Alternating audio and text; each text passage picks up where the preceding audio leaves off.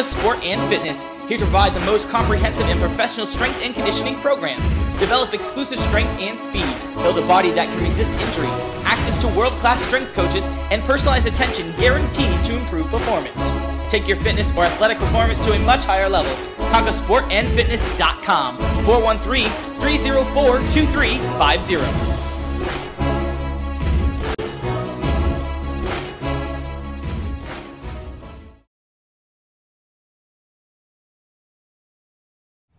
Hello everyone, welcome to another Falcons Weekly Webisode presented by Conca Sport and Fitness. Conca Sport and Fitness, 1425 Westfield Street in West Springfield.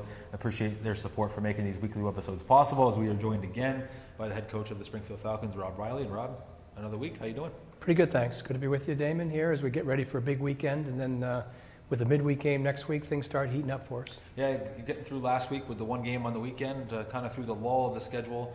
Back at home this weekend for two games, Friday against Portland, Saturday against Bridgeport, another important weekend. But I want to quickly go right into the roster. A lot of changes this week, starting with Monday.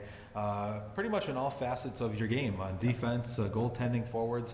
Let's start in goaltending. Mark Dekanich assigned to the Falcons yesterday.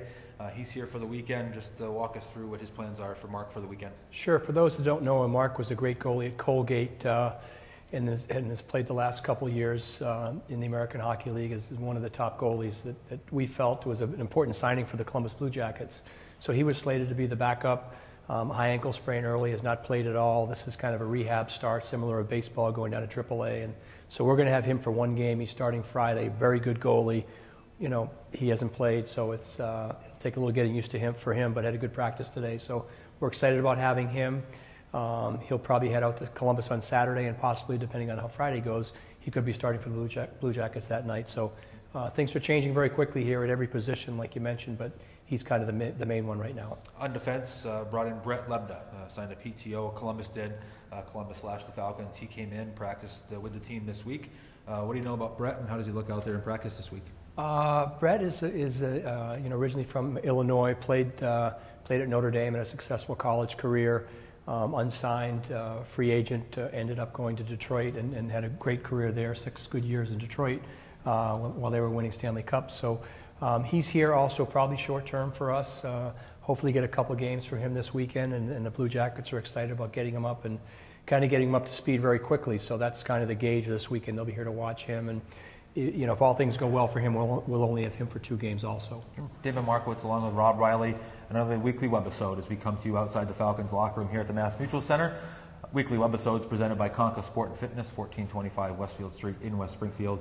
Appreciate all their support. And let's go to the forwards now. Alex Giroux, back here in Springfield. Had him for a couple games. He went up to Columbus. Good for Alex, but he's back here in Springfield now. Ticketed to play his first home games of the year. How nice is it to have Giroux back in the lineup? Well, it's great to have Alex back. Like you said, he was with us the first weekend, 2 away games. His experience, his ability to score goals and create offense is something that we've needed pretty obviously lately, as we've had a tough time scoring. So he will bring that to us and hopefully gain his confidence very quickly, as he's been a 40, 50, and even a 60-goal scorer at this level. So he will help St. Pierre and Atkinson, his line mates, create even more offense, and that is the goal for those guys, to be a go-to top line for us. You mentioned Atkinson, and right now it looks like those 3 guys will be playing together, Giroux, Atkinson, and St. Pierre. But Cam's kind of been a little bit on the up and down right now as far as going up to Columbus, coming back down to Springfield. How do young players handle that? And as a coach, how do you handle that with young players when they kind of get in that mode where they're up a game, down a game? It's a major challenge, I think, and human nature has shown us over the past couple of years that it does take them a couple weeks to kind of get reacclimated back to being here. Particularly when they started the year.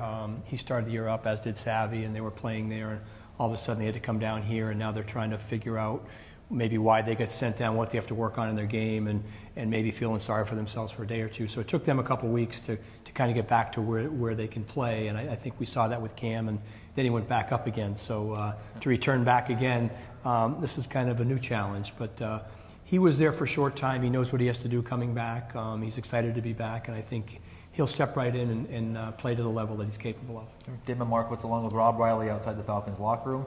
Another weekly webisode presented by Conca Sport and Fitness, 1425 Westfield Street in West Springfield. And the next topic I want to go into is the walking wounded, the injured list.